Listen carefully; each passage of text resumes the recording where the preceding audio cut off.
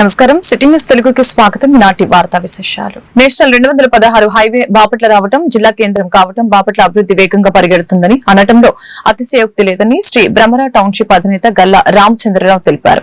Bapatla Suryalanka road Bhramara నూతన venture బ్రోచర్ను ఆవిష్కరించారు. కార్యక్రమానికి ముఖ్య అతిథిగా పాల్గొన్నారు. ఆయన మాట్లాడుతూ రాజధాని ప్రాంతంలో పలు ప్రాజెక్టులు చేసి కృష్ణ, ప్రకాశం, నెల్లూరు జిల్లాలో అనేక ప్రాజెక్టులు చేసి పెట్టుబడి పెట్టిన ప్రతి ఒక్కరి మన్ననలు పొందిన శ్రీ భ్రమర బాపట్లలో నూతన వెంచర్ ఏర్పాటు చేయడం ఆనందంగా ఉందని చెప్పారు. కార్యక్రమంలో director CH Satish Babu, senior general manager D గురుమూర్తి మరియు మార్కెట్ సిబ్బంది పాల్గొన్నారు.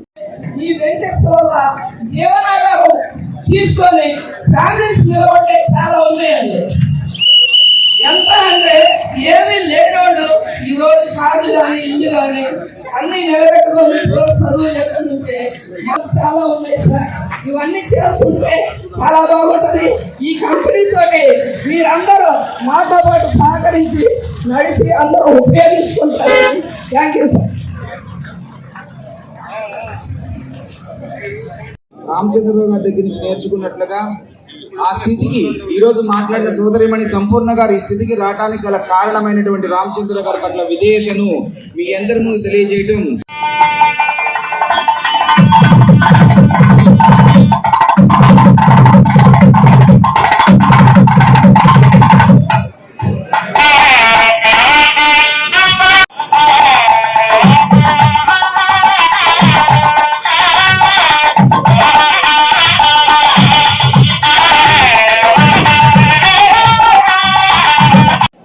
Just is a common person.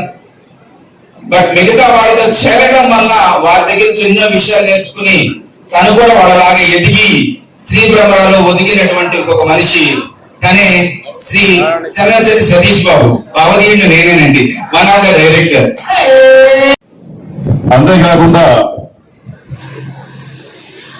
Bapatla జిల్లా హెడ్ క్వార్టర్ గా మారడం ఆ ప్రాముఖ్యతని ఇంకా పెంపొందింది.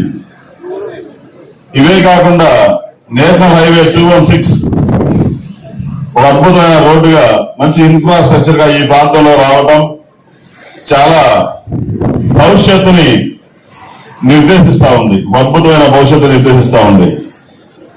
ఇలాంటి భవిష్యత్తు ఉజ్వలంగా ఉండబోయే ఈ బాపట్ల ప్రాంతంలో శ్రీ భ్రమర మనకి రాజధాని ప్రాంతంలో పలు ప్రాజెక్టులు చేసి గత 10 సంవత్సరాలుగా కృష్ణా, గుంటూరు, ప్రకాశం 3 జిల్లాలలో 3 కంబైన్డ్ జిల్లాలలో దాదాపు 35కి పైగా ప్రాజెక్టులు చేసి ప్రజలందరి యొక్క దాంట్లో పెట్టుబడి పెట్టిన ప్రతి పెట్టుబడిదారుడు అగ్ని ప్రమాద బాధితుల్ని, అనారోగ్యంతో బాధపడుతున్న వారిని ఆదుకోవడం ఆనందదాయకమని మాజీ ఎంపీపీ మైనేని రత్నప్రసాద్ తెలిపారు.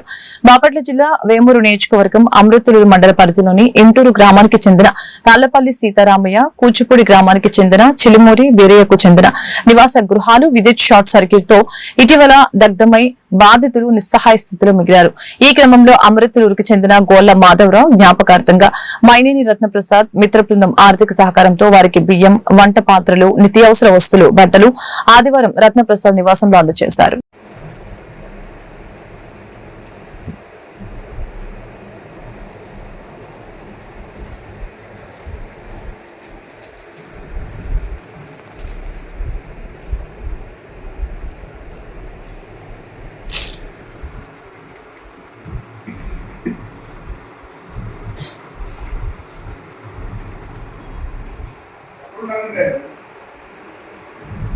వాటి బయట తీసుకురండి. అప్పుడు సైకిల్ వేసుకున్నాం.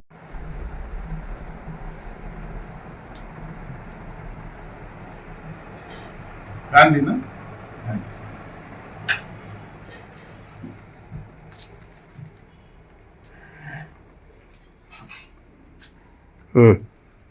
ఈరోజు మరి కూచిపూడిలో కరెంటు సర్క్యూట్తో ఇల్లు కాలిపోయింది. చిలుమూరు ఏరయ్య గారని, అట్లాగే సీతారామయ్య గారని ఇంటూరులో అగ్ని ప్రమాదంతో ఇల్లు కాలిపోవటం. మరి వారిద్దరికి కూడా వంట సామాను, బట్టలు, సరుకులు ఇవ్వటం జరిగింది. ముఖ్యంగా ఇంజనీరింగ్ చదువుతున్నాడు సాలిం అని, చిన్న కుర్రాడు సాలిం రాజు. మరి చాలా పేద కుటుంబం. మరి అనారోగ్యంతో 2 నెలల నుంచి హాస్పిటల్లో ఉన్నాడు. అందుకని వారి కుటుంబానికి బియ్యం మరి సరుకులు, నిత్యావసర సరుకులు ఇవ్వటం జరుగుతుంది. మరి ఈ కార్యక్రమాలు అనేవి గత 17 సంవత్సరాల నుంచి చేస్తున్నాం. ఇటువంటి కార్యక్రమాలు సుమారుగా మరి కరోనా టైంలో రజకులకి, నాయ బ్రాహ్మణులకి, ఆటో వాళ్ళకి మెడికల్ కిట్లు ఇచ్చాం. అట్లాగే మరి విఆర్ఏలకి, పారిశుద్ధ్య కార్మికులకు కూడా నిత్యావసర సరుకులు, మరి కూరగాయలు, అట్లాగే పేదలకు కూడా అట్లా నిత్యావసర సరుకులు ఇచ్చాం. మరి ఈ విధంగా మరి ఇట సహాయం చేయటం మరి అనేక రకాలుగా మరి మా మిత్ర బృందం సహకారంతో సుమారు 3,000 నుంచి 4,000 మందికి 17 సంవత్సరాల్లో చేయటం జరిగింది. ఇదంతా కూడా దాతల సహకారం. దాతలు మరి ఎక్కడెక్కడ స్పందించి మరి పేదవాళ్ళకి మరి చేయాలనే తలంపుతో మరి మనలో ఎక్కడ గృహాలు తగలబడిపోయినా, అట్లాగే తుఫానుకి దెబ్బతిన్నా వారందరికి కూడా మరి మేము ఇవ్వటం జరుగుతుంది గతం నుంచి. అట్లాగే కొంచెం అనారోగ్యంతో మా దృష్టికి వచ్చిన వారు, అట్లాగే తెలుగుదేశం పార్టీలో గతంలో విద్యార్థులే వ్యవస్థాపక అధ్యక్షులు ఇనకల్లు పోలీసురావు అన్నారు. ఆదివారం ప్రతి నెల 10 మందికి చైతన్యపరుద్దాంలో భాగంగా స్థానిక కర్లపాలెం బీసీ హాస్టల్ నందు వచ్చే నెల 10వ తరగతి ఎగ్జామ్స్ కి సిద్ధపడుతున్న విద్యార్థులకి అట్టాలు, అలాగే పరీక్ష సామగ్రి అందజేశారు. ఈ సందర్భంగా పోలీసురావు మీడియాతో మాట్లాడారు.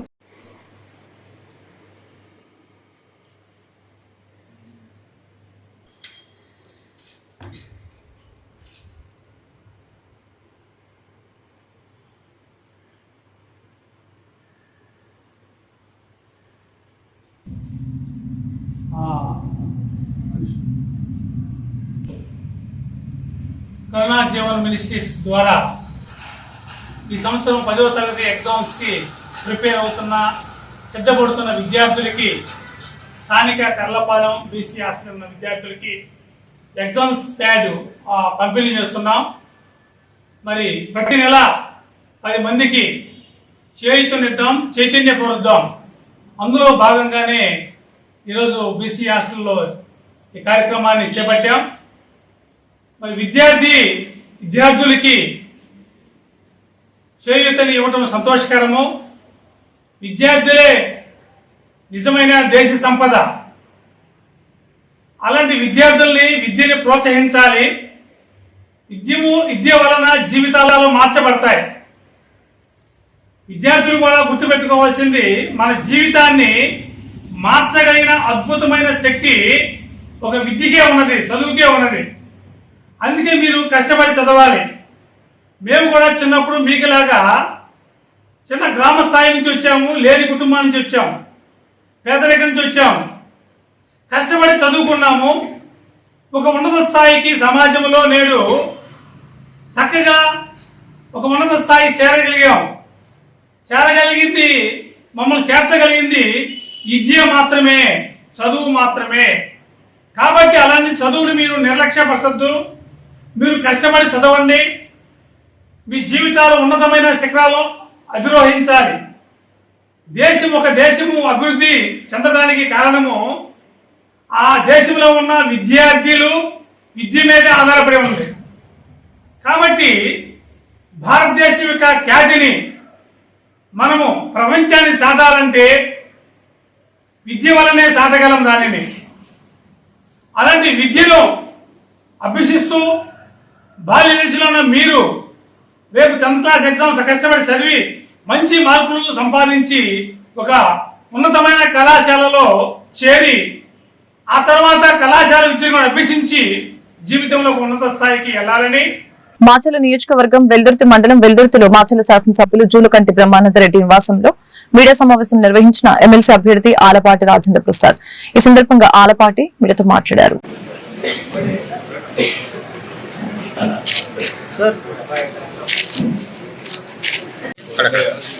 కొంచెం 2014 నుంచి 19 వరకు ఈ రోజున మనం విడిపోయిన రాష్ట్రంలో ముఖ్యమంత్రిగా ఆ రోజు వచ్చిన సందర్భంలో 16,000 కోట్లు లోటు ఉంటే, ఆ 16,000 కోట్లు లోటున్నా కూడా మరి ఆనాటి ప్రభుత్వంలో ఎవరైతే ఉద్యోగస్తులుగా ఉన్నారో వారు పాలకులుగా ఉన్న మనము కలిసి పనిచేసినప్పుడే ఈ రాష్ట్రాన్ని ముందుకు తీసుకెళ్తాం. ఎందుకంటే రాజధాని లేని రాష్ట్రం, లోటు బడ్జెట్తో ఉన్న రాష్ట్రం, మనందరం కూడా చేయి కలిపితే సాధించలేదంటూ ఏమీ ఉండదు అనే భావంతో ఆ రోజున ఉద్యోగాలు ఖాళీగా ఉన్నాయో వాటిలన్నింటినీ నింపి ఆ తర్వాత బడులు తెరుస్తామని చెప్పి జూలైలో బడులు తెరుస్తామని చెప్పి కూడా ఏదైతే గతంలో చంద్రబాబు నాయుడు గారు, అదేవిధంగా చంద్రబాబు నాయుడు గారు క్యాబినెట్, అదేవిధంగా మరి ముఖ్యంగా విద్యాశాఖ మంత్రులు యువ నాయకుడు లోకేష్ గారు ఏదైతే హామీ ఇచ్చాడో ఆ హామీలన్నీ నిలబెట్టి ఈ రోజున ఈ రాష్ట్రాన్ని ముందుకు తీసుకెళ్లేదానికి ప్రయత్నం జరుగుతూ ఉందని చెప్పి మీ అందరూ కూడా గుర్తుంచుకొని ఆ నేపథ్యంలో నేను నా ఎన్నిక ఈ రోజున మీ అందరూ కూడా ఆశీస్సులు అందించేదానికి, ఈ యొక్క ప్రభుత్వానికి మద్దతు పలికేదానికి, ఈ ప్రభుత్వానికి ఈ రోజున నా గెలుపు అనేది ప్రగతికి గెలుపు అనేది మీరు చెప్పాల్సినటువంటి అవసరం ఉంది. అభివృద్ధికి గెలుపు అనేది ఈనాడు ఆలపాటి రాజేంద్ర ప్రసాద్ గెలుపు అనేది మనం చెప్పుకోవాల్సిన అవసరం ఉంది. అంతేకాకుండా కూటమి నాయకత్వాన్ని బలపరచడం అనేది ఈ రోజున ఆలపాటి రాజేంద్ర ప్రసాద్ గెలుపుకి నాంది మరొకసారి పలకాల్సిన అవసరం ఉందని చెప్పి ఆ నేపథ్యంలో ఈ రోజున నా గెలుపుని మీ అందరి యొక్క సహాయ సహకారాలతో. నేటి సమాజంలో విద్యార్థి జీవితం రోజు రోజుకి సంక్లిష్టంగా మారుతుంది కాబట్టి విద్యార్థులు విభిన్న జీవిత పరిస్థితుల్లో ఉత్తమ సాధనకి మరియు తగినంత సర్దుబాటుకి సహాయం చేయడానికి శాస్త్రీయ మార్గదర్శకత్వం అవసరమని ప్రముఖ మోటివేటర్ సుధీర్ సాండ్రా తెలిపారు. స్థానిక సిద్ధార్థనగర్లోని గీతం హై స్కూల్ నందు ఏర్పాటు చేసిన మోటివేషన్ క్లాస్ లో ముఖ్య అతిథిగా హాజరై విద్యార్థులను ఉద్దేశించి మాట్లాడారు. కార్యక్రమంలో ప్రిన్సిపల్ ఎం కృష్ణవేణి, వైసీపీ నాయకులు, మాజీ మార్కెట్ యార్డ్ చైర్మన్ గంధం బాలిరెడ్డి, ఎంపీపీ మేడం జయరామరెడ్డి తదితరులు పాల్గొన్నారు.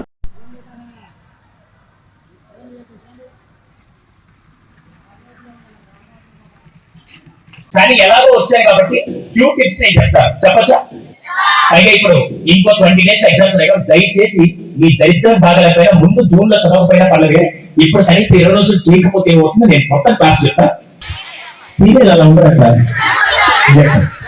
సినిమా కానీ ఇంట్రెస్టింగ్ ఏదైనా చేస్తుంది. Second ladies virus, second girls virus ఎక్కడ స్పోర్ట్స్. ఓకే, 4వది అందరు చెప్తారు.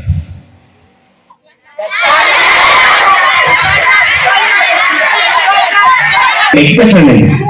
అవును, నేను చెప్పాను నేను టీవీ చూస్తాను, నేను చెప్పాను నేను సీరియల్ చూస్తాను, నేను చెప్పాను మ్యాచ్ చూస్తాను, నేను చెప్పాను క్లాస్ రూమ్ నిద్రపోతున్నాను. మీరేదో చెప్పగలరు? సారీ టు సే దిస్, మామూలుగా మీలో ఎంతమందికి తెలుసో లేదని తెలియదు కానీ మన బాడీని మొత్తం ఎవరు కంట్రోల్ చేస్తారంటే బ్రెయిన్ కంట్రోల్ చేస్తుంది. కానీ మీ అందరికీ తెలియని విషయం తెలుసా? ఫస్ట్ మీరు బ్రెయిన్ ని కంట్రోల్ పెట్టుకోవాలంటే బాడీని మీరు కంట్రోల్ పెట్టుకోవాలి.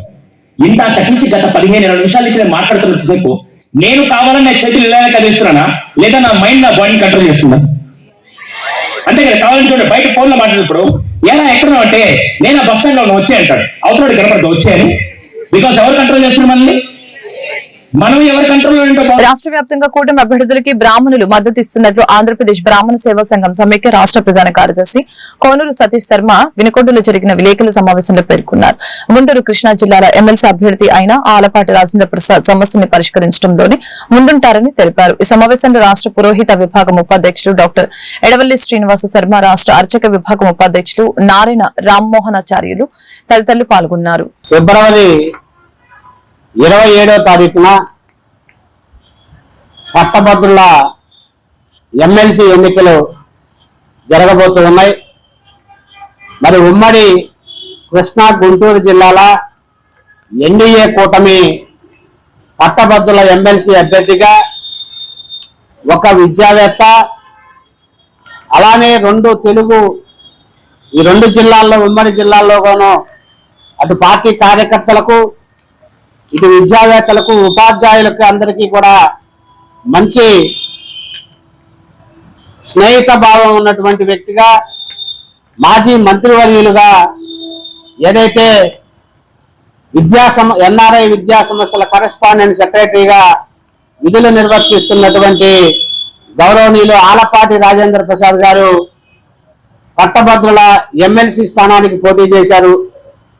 వారిని బలపరిచినటువంటి నరేంద్ర మోడీ గారు, అలానే గౌరవ ముఖ్యమంత్రి నారా చంద్రబాబు నాయుడు గారు, అలానే జనసేన అధినేత పవన్ కళ్యాణ్ గారి యొక్క ఉమ్మడి అభ్యర్థిగా మరి రేపు 27వ తారీఖు జరిగే ఎన్నికలలో ఆలపాటి రాజేంద్ర ప్రసాద్ గారిని ఏదైతే ఒకటో నెంబర్లో మొదటి ప్రాధాన్యత ఓటు వేసి అత్యధికమైనటువంటి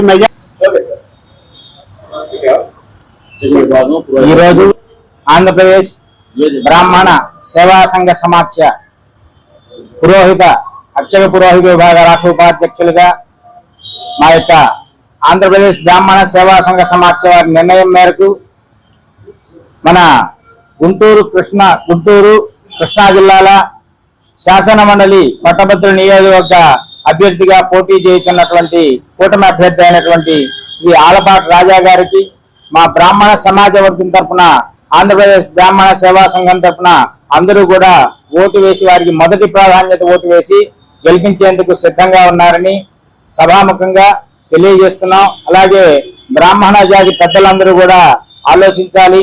రాష్ట్ర అభివృద్ధి కోసం ఎంతో కృషి చేస్తూ ఉన్నటువంటి శ్రీ నారా రానున్న కృష్ణ గుంటూరు జిల్లాల గ్రాడ్యుయేట్ ఎమ్మెల్సీ ఎన్నికలలో పీడీఎఫ్ అభ్యర్థిగా పోటీ చేస్తున్న తనని గెలిపించాలని కేసు లక్ష్మణరావు వినుకొండ యూటీఎఫ్ ప్రాంతీయ కార్యాలయంలో జరిగిన సమావేశంలో కోరారు.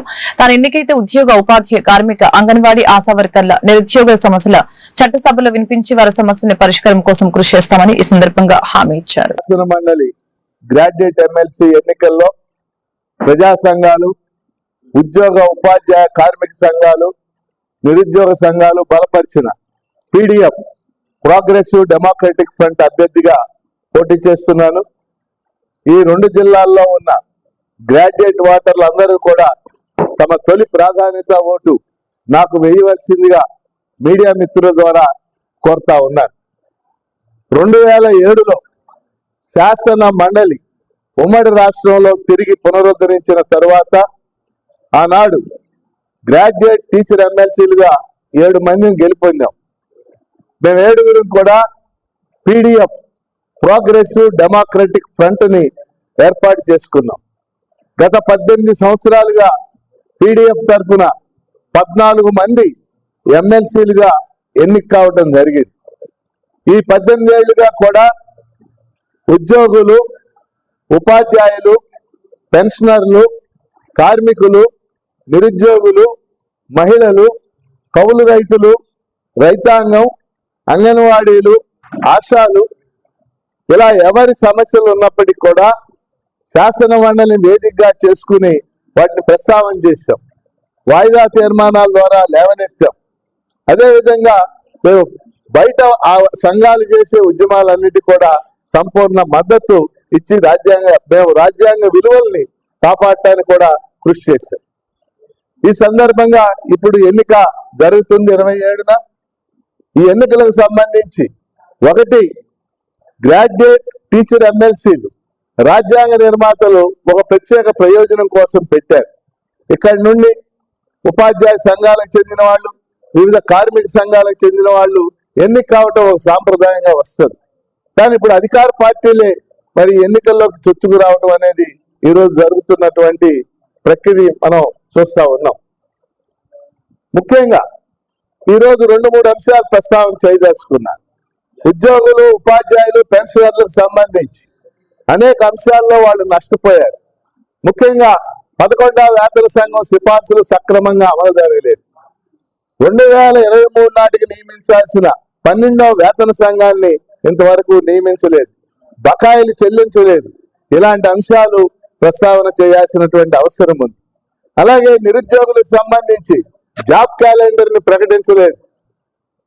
ముఖ్యంగా ముఖ్యమంత్రి గారు చంద్రబాబు నాయుడు గారు మొదటి రోజునే డిఎస్సి సంతకం. కేంద్ర ప్రభుత్వం ఫిబ్రవరి 1వ తేదీన పార్లమెంట్ లో ప్రవేశపెట్టిన 2025-26 బడ్జెట్ గురించి, అందులో ఆంధ్రప్రదేశ్ కి ఇచ్చిన కేటాయింపుల గురించి వివరించడానికి బడ్జెట్ పై చర్చ కార్యక్రమం నిర్వహించారు. జిల్లా అధ్యక్షులు ఏలూరు శశికుమార్ అధ్యక్షతన నిర్వహించిన కార్యక్రమానికి 2025-26 బడ్జెట్ ప్రచారంజకంగా రూపొందించడం జరిగిందని, వ్యాపారస్తులకి, ఉద్యోగస్తులకి, రైతులకి, పారిశ్రామికవేత్తలకి, మధ్యతరగతి వారికి అనుకూలంగా, సామాన్యులకి, సంపన్నులకి అందరికీ అనుకూలంగా ఉండే విధంగా బడ్జెట్ రూపొందించడం జరిగిందని బీజేపీ రాష్ట్ర అధికార ప్రతినిధి వల్లూరి జయప్రకాష్ తెలిపారు.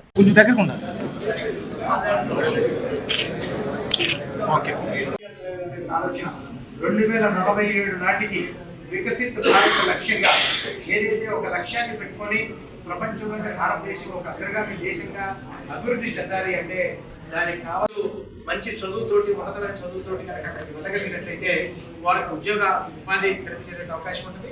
దానికోసం అని చెప్పి భారతదేశ వ్యాప్తంగా ఉన్నటువంటి ప్రభుత్వ పాఠశాలలన్నింటికీ కూడా ఈరోజు పల్నాడు జిల్లాలో వెలికొండ పట్టణంలో కేంద్ర బడ్జెట్ పైనటువంటి ఏ రకమైనటువంటి బడ్జెట్ మనకి ప్రవేశపెట్టారు ఏమిటన్నది ఇక్కడ వివరించడం కోసం అని చెప్పి భారతీయ జనతా పార్టీ ప్రతినిధిగా ఇక్కడికి రావడం జరిగింది. ఈ కార్యక్రమంలో నాతో పాటు ఉన్నటువంటి జిల్లా అధ్యక్షులు శశి గారు, అదేవిధంగా మాజీ అధ్యక్షులు సుధాకర్ గారు, సీనియర్ నాయకులు కృపారావు గారు, పూర్ణ గారు, ఇతర పెద్దలు అందరికీ కూడా, అదేవిధంగా ముఖ్యంగా పాత్రికేయ మిత్రులు, ఎలక్ట్రానిక్ అండ్ ప్రింట్ మీడియా మిత్రులకి నా ధన్యవాదాలు తెలియజేస్తా ఉన్నాను. మనం చూసాం కొద్ది రోజుల క్రితం నిర్మలా సీతారామన్ గారు పార్లమెంట్ లో ప్రవేశపెట్టినటువంటి బడ్జెట్ ఏ రకంగా ఉందని ఆమె మాట్లాడుతూ 8వసారి వాళ్ళు బడ్జెట్ ప్రవేశపెట్టడం జరిగింది. దానిలో భాగంగా మొట్టమొదటిగా ఆవిడ చెప్పినటువంటి మాటలు మనం ఒకసారి స్ఫురణకు తెచ్చుకోవాలి. గురజాడ అప్పారావు గారు ఏదైతే చెప్పారో, గురజాడ గారు చెప్పినటువంటి మాట, దేశం అంటే మట్టి కాదు, దేశం అంటే మనుషులై, పూర్తిగా దాన్ని ప్రతిబింబించే విధంగా ఈ యొక్క బడ్జెట్ ని ప్రవేశపెట్టడం సామాన్య ప్రజలందరికీ కూడా అందుబాటులో ఉండే విధంగా. ఒక దేశం అభివృద్ధి చెందాలి అంటే కొన్ని ప్రధానమైనటువంటి మౌలికమైనటువంటి అంశాలను మనందరం కూడా దృష్టిలో పెట్టుకోవాలి. దానిలో భారతదేశం లాంటి దేశంలో మధ్య తరగతి, దిగువ మధ్య తరగతి ప్రజలు ఎక్కువగా ఉన్నటువంటి దేశం కాబట్టి వారికి అందుబాటులో ఉండే విధంగా బడ్జెట్ ని ప్రవేశపెట్టడం జరిగింది. మనం గుర్తుంచుకోవాల్సినటువంటి ప్రధానమైన అంశం ఏమిటంటే, ఒక దేశం అభివృద్ధి చెందాలి అంటే బడ్జెట్ లో ప్రధానంగా ఉండవలసినటువంటి లక్షణాలు, ఒకటి మన దేశానికి వెన్నెముకైనటువంటి రైతాంగాన్ని కాపాడుకోవటం, అదేవిధంగా ప్రజల యొక్క కొనుగోలు శక్తిని పెంచటం, కొనుగోలు శక్తిని పెంచడంతో పాటుగా పారిశ్రామిక అభివృద్ధి చేయటం, అదేవిధంగా చేసినటువంటి ప్రోడక్ట్ ని విదేశాలకి మనం ఎగుమతి చేసుకునే విధంగా ప్రయత్నం చేయటం. ఈ వార్తలు ఇంతటితో సమాప్తం. మళ్ళీ కలుద్దాం. నమస్కారం.